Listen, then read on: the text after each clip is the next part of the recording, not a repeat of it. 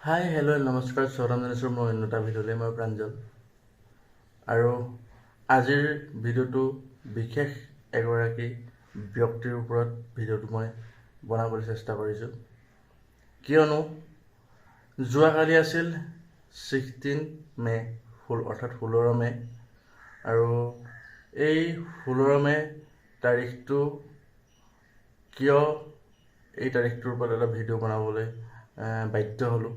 নিশ্চয় আপোনালোকৰ মনত আছে, আজিৰ পৰা প্ৰায় যোৱা 1 বছৰ পূৰ্বে এই যি নগাঁও মৰিকলং থানাৰ যে ভাৰপ্ৰাপ্ত আৰক্ষী বিষয়া হিচাপে কৰ্মৰত অৱস্থাত আচলতে দুৰ্ঘটনাগ্ৰস্ত হৈ বা যিয়ে নহওক মৃত্যুক আপুনি ল'ব লগা হৈছিলে। আৰু মৰিকলং থানাৰ SI জোনমণি ৰাভা, আপোনালোকৰ হয়তো মনত আছে। আৰু সমগ্ৰ অসম কঁপাই যোৱা সেই ঘটনাই আচলতে সকলোৰে মনত এটা ঠাঁচ পেলাই লৈ গৈছিলে। আৰু সেই জোনমণি ৰাভাৰ মৃত্যুৰ আচলতে যোৱাকালি প্ৰথমটো আছিলে তেওঁৰ মৃত্যুৰ বাৰ্ষিকী আছিলে, সম্পূৰ্ণ 1 বছৰ পাৰ হৈ গ'ল। তাৰ পিছতো আজিও সেই জোনমণি ৰাভাৰ SI জোনমণি ৰাভাৰ মৃত্যুৰ আচলতে ৰহস্য হৈ থাকিল, তাৰ কোনো সংসত্ৰ নোলালে।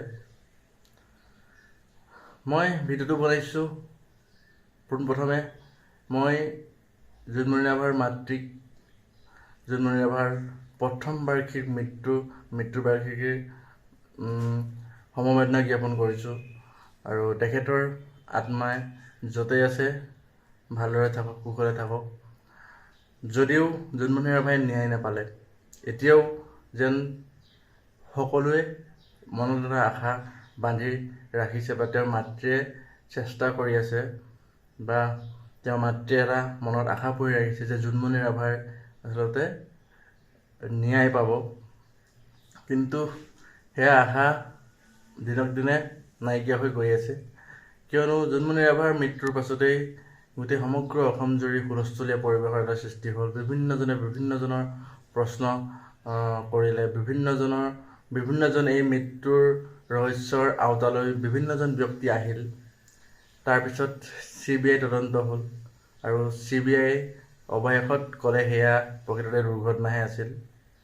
কিন্তু সেই জোনমণি ৰাভাৰ মৃত্যুৰ সময়ছোৱাত বিভিন্নজন বিশিষ্ট আৰক্ষী বিষয়া, বিভিন্নজন ডাঙৰ ব্যক্তিৰ নাম আচলতে সেই জোনমণি ৰাভাৰ মৃত্যুৰ ঘটনাটোৰ লগত জড়িত হৈ পৰিছিলে। বিভিন্নজনৰ নাম মুকলি হৈছিলে।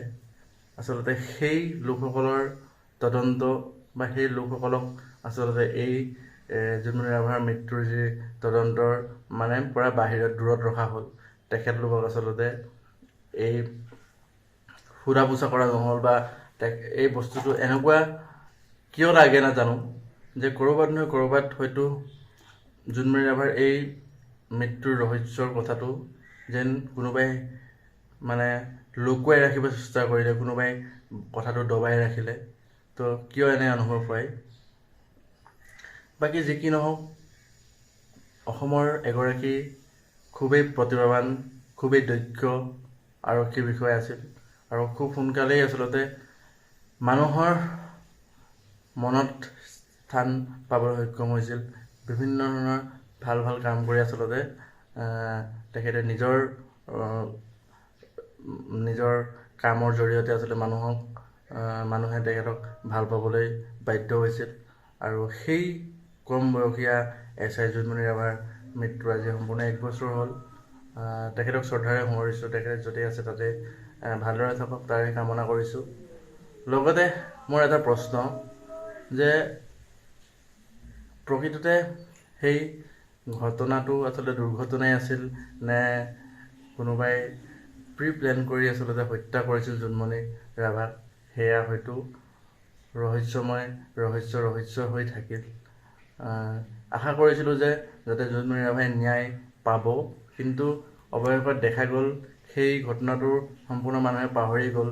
CBI তদন্ত হ'ল, কিবা হ'ল, কিন্তু তাতো একো এটা ক্লু আচলতে নোলালে, দেখা নগ'ল, আৰু যিসকল মানুহৰ নাম আচলতে হাঁহৰ খাই পৰিছিলে সেই সকলোকো আচলতে এই বস্তুটোৰ পৰা সম্পূৰ্ণ দূৰত ৰখা হ'ল। আপোনালোকে কি ভাবে যে প্ৰকৃততে সেইটো হত্যাকাণ্ড আছিলে নে সঁচাকৈ দুৰ্ঘটনাই আছিলে? মোৰ কিন্তু অনুভৱ হয় হয়তো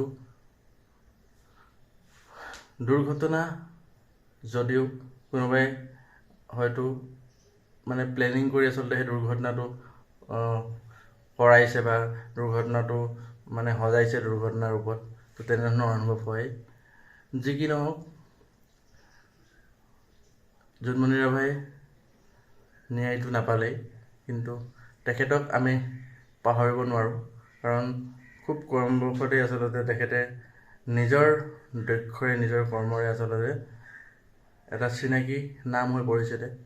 আৰু সেই কলা সোণৰ বজাৰখন কি হ'ল, বহুত মানুহৰ প্ৰশ্ন মনত উদয় হয়। বিভিন্নজন ডাঙৰ ডাঙৰ মানুহৰ নাম সাঙুৰ খাইছিল, সেই মানুহসকলৰ কি হ'ল, কোনো খা খবৰ নোহোৱা হ'ল। আচলতে এয়াই নেকি আমাৰ ন্যায় ব্যৱস্থা, আমাৰ ভাৰতীয় সংবিধানৰ ন্যায় ব্যৱস্থা এয়াই নেকি? বহুত প্ৰশ্ন মনত উদয় হয়। সৰু এটা ভিডিঅ' মই বনাবলৈ চেষ্টা কৰিলোঁ, বহুত মনত প্ৰশ্ন আছিলে। আপোনালোকেনো কি ভাবে যে ক'ৰবাত কাৰ গাফিলতিৰ কাৰণে আচলতে জোনমণি ৰাভাৰ এই মানে তদন্তৰ প্ৰক্ৰিয়াটো স্থগিত হৈ পৰিল বা ৰৈ গ'ল? আপোনালোকৰ মতামত কি, আপোনালোকে কমেণ্ট কৰি জনাব। আৰু মই পুনৰবাৰ জোনমণি ৰাভাক তেওঁৰ প্ৰথম মৃত্যু বাৰ্ষিকী সমবেদনা জ্ঞাপন কৰিছোঁ তেওঁৰ মাতৃলৈ। আৰু তেখেত যদি থাকে, জোনমণি ৰাভা ভালদৰে থাকক, তেওঁৰ আত্মাই চিৰশান্তি লাভ কৰক। ধন্যবাদ, বাই বাই।